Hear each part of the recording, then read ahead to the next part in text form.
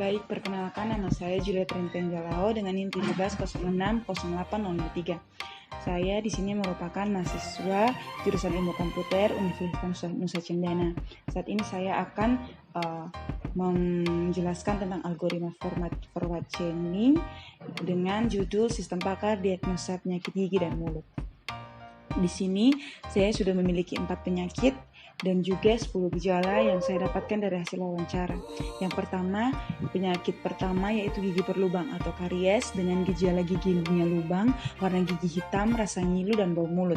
Penyakit yang kedua yaitu karang gigi dengan gejala adanya karang pada gigi, bau mulut, gusi bengkak.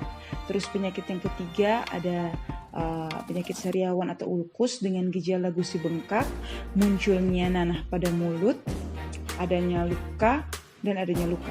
Terus penyakit keempat yaitu radang gusi dengan gejala gusi bengkak, warna gusi merah dan gusi berdarah pada saat menyikat gigi.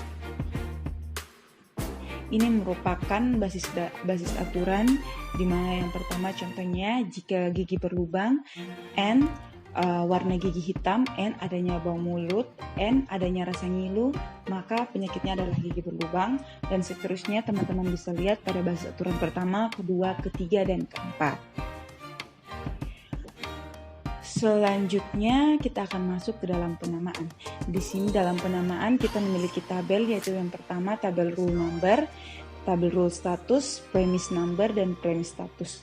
Di mana A itu merupakan aktif, di mana rule yang masih aktif yang masih harus kita cari, dan U merupakan rule yang masih harus kita cari. Di sini saya memiliki contoh, yaitu memberikan beberapa gejala, yaitu adanya karang pada gigi, gusi bengkak, dan adanya bau pada mulut. Kita langsung ke dalam pengecekan yang pertama. Di sini teman-teman bisa lihat pada pengecekan pertama saya memakai tabel atribut value, yaitu rule-nya yang pertama yaitu adanya karang pada gigi. Di sini kita lihat premise status pada rule number pertama, kita lihat di situ ada false. False itu adalah false, di mana ketika rule pada premise status itu tidak sama dengan rule pada tabel atribut yang sudah kita tentukan. Nah, teman-teman di sini lihat, terus yang kedua itu ada pada premise status berubah dari free menjadi true. Itu karena rule pada premise status itu sama dengan rule pada tabel atribut value, yaitu adanya karang pada gigi. Sehingga di sini teman-teman bisa lihat ada M, di mana itu merupakan saat di mana rule-nya sudah kita cek dan rule-nya bernilai true. Kemudian teman-teman lihat pada rule number 3, mana di situ false karena memang rule seperti yang tadi, rule pertama itu tidak sama dengan rule yang rule pada premise status tidak sama dengan rule pada tabel atribut value. Selanjutnya gusi bengkak. Di sini pada rule number 1 false karena seperti tadi rule pada premise status tidak sama dengan rule pada tabel atribut value. Terus teman-teman bisa lihat di sini karena kita masih taruh U di sini karena kita masih ada premise status yang harus masih ada rules yang harus kita cari kebenarannya. Di sini juga teman-teman bisa lihat M karena di sini bernilai true. Di sini kita taruh di sini yang pada rule number 3 premise statusnya sama dengan table atribut. Begitu juga dengan pada rule number 4.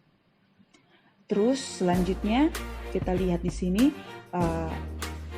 rule yang ketiga kita taruhnya adanya bau pada mulut. Di sini kita lihat rule number 2. Di sini semuanya bernilai true. Maka ketika semuanya sudah bernilai true, maka pencarian berhenti karena kita sudah mendapatkan apa yang kita cari. Di sini sebelumnya kita sudah menaruh TD. TD itu merupakan calon dari solusi. Dimana saat kita sudah mengecek semuanya, kita melihat true di sini, semuanya sudah bernilai true, maka kita taruh TD.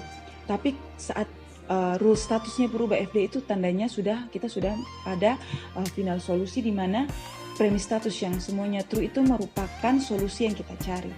Nah, pada saat kita sudah menemukan solusinya, maka pada rule status nomor 1, 2, 1, 3, dan 4 kita taruh D, di mana kita membuang rule status itu karena ketiga rules ini bukan merupakan solusi yang kita cari. Maka kesimpulannya adalah dalam perancangan sistem pakar mendiagnosa penyakit gigi dan mulut, terdapat 4 jenis penyakit dan 10 gejala berdasarkan hasil wawancara kami dengan pakar kami, yaitu Dr. Siane dari Puskesmas Kupang Kota. Dalam perancangan sistem pakar ini kami menggunakan metode forward chaining, sehingga dari jenis penyakit dan gejala yang kami peroleh ada 4 rule yang mendiagnosa jenis penyakit gigi dan mulut yang diderita oleh user atau pasien. Baik, sekian dari hasil penjelasan saya. Kalau misalnya ada yang kurang berkenan atau misalnya ada yang tidak jelas, saya mohon maaf. Terima kasih dan sampai bertemu di video selanjutnya.